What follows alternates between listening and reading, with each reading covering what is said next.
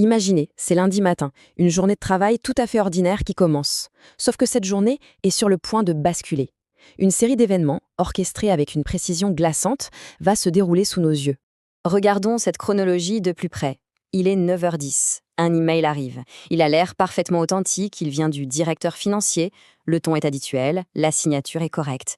L'objet, une demande de virement urgent. Puis, à 9h25, un message vocal arrive sur la ligne directe pour confirmer. Et là, c'est la voix du directeur, sans l'ombre d'un doute. Donc, 15 minutes plus tard, à 9h40, le virement est effectué. L'impensable n'est découvert qu'à 14h quand le vrai directeur revient et que le verdict tombe. Il n'a jamais rien demandé. Le préjudice de ce virement s'élève à 45 000 dirhams, une somme qui s'est volatilisée. Perdue, irrécupérable, en moins d'une heure. Alors, comment est-ce que ça a pu arriver? Voici la clé de l'attaque. L'email, si convaincant, a été entièrement rédigé par une intelligence artificielle capable de mimer à la perfection en style d'écriture. Et la voix, eh bien, elle a été clonée, synthétisée à partir d'un tout petit extrait audio de 30 secondes trouvé dans une visioconférence publiée en ligne. C'est sans doute le point le plus troublant.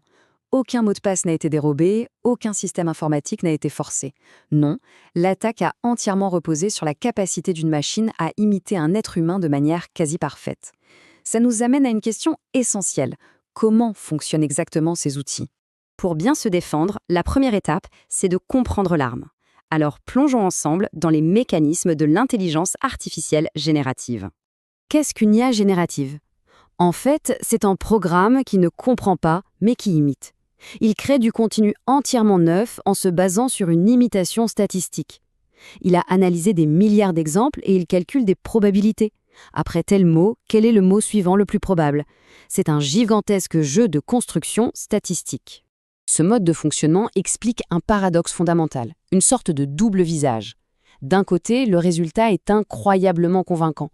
La grammaire est parfaite, le ton est juste, le style est cohérent. Mais de l'autre côté, le contenu peut être complètement faux. L'IA ne s'intéresse pas à la vérité, elle s'intéresse à la vraisemblance. Un rapport généré par IA peut donc contenir des chiffres inventés, mais présentés avec une assurance totale. Concrètement, qu'est-ce que ces outils peuvent produire? On parle de 5 grandes familles de contenus. Du texte, bien sûr, comme des emails sans aucune faute, de la voix, avec le fameux clonage vocal à partir de quelques secondes, des images, faux profils, fausses pièces d'identité, des vidéos, ce qu'on appelle les deepfakes, et même, chose plus surprenante, du code informatique, y compris des logiciels malveillants. Toutes ces capacités se déclinent en 4 scénarios d'attaque très courants aujourd'hui. D'abord, l'hameçonnage augmenté, avec des emails hyper personnalisés et sans défaut. Ensuite, l'usurpation vocale pour des appels frauduleux très crédibles. Il y a aussi la création de faux documents, comme des factures ou des contrats plus vrais que nature. Et enfin, la manipulation via de faux profils sur les réseaux professionnels, qui ont l'air tout à fait légitimes. Regardons cet exemple concret.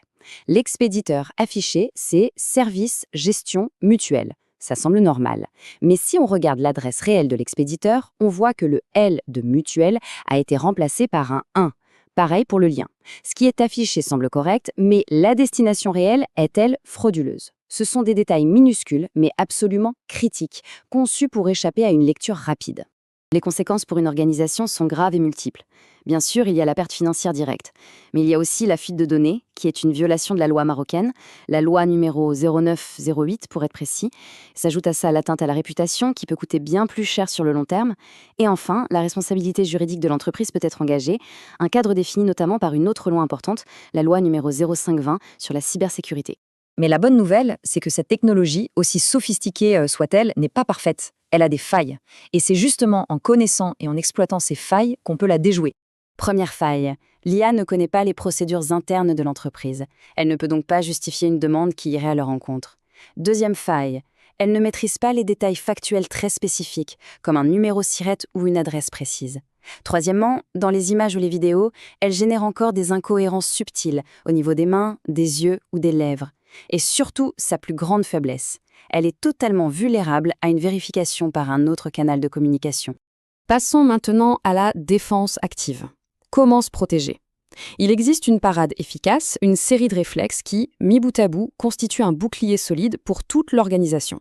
Commençons par ce qu'il ne faut pas faire, les erreurs qui ouvrent grand la porte aux attaquants.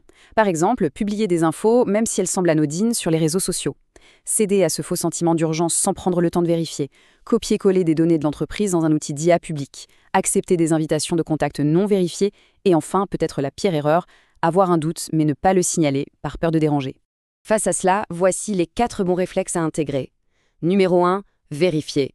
Toujours confirmer l'identité de l'interlocuteur par un autre moyen, un canal qu'on maîtrise.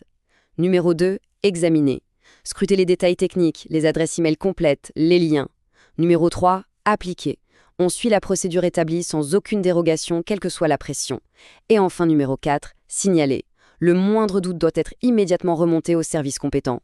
Il y a une phrase à retenir qui résume tout. La voici.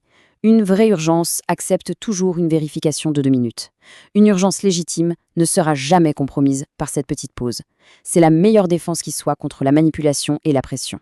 Bien sûr, on peut utiliser l'IA comme un outil de productivité, mais il faut le faire en respectant des règles de sécurité très strictes. Règle numéro 1, ne jamais y saisir la moindre donnée confidentielle. Règle numéro 2, utiliser uniquement les outils validés et autorisés par l'entreprise. Règle numéro 3, toujours relire et vérifier ce que l'IA a produit. Et la dernière, sans doute la plus importante, ne jamais, au grand jamais, déléguer une décision finale à une IA. La validation humaine doit rester l'étape ultime. Voilà la règle d'or, le principe de base. Il faut considérer que tout ce qui est tapé dans une IA publique en ligne est l'équivalent d'une information publiée sur Internet. Si une information n'a pas sa place sur un grand panneau dans le hall d'entrée de l'entreprise, alors elle n'a pas sa place dans cet outil. C'est aussi simple que ça. Et si malgré toutes les précautions un incident se produit? La réaction doit être immédiate et méthodique. Première étape, stopper tout. On annule le virement, on change le mot de passe, on coupe l'accès. Deuxième étape, prévenez le service informatique et de préférence par téléphone, pas par email. Troisième étape, informer la hiérarchie. Et enfin, quatrième étape, documenter. Notez l'heure, le contenu, les actions entreprises. Chaque seconde compte. La technologie de l'IA générative évolue à une vitesse fulgurante. Les attaques que l'on voit aujourd'hui sembleront presque simplistes d'ici quelques mois. La seule défense qui tiendra sur la durée n'est pas un logiciel, elle est humaine. Elle repose sur notre vigilance. La question qui se pose est donc la suivante. Nos réflexes évoluent-ils aussi vite que la menace ?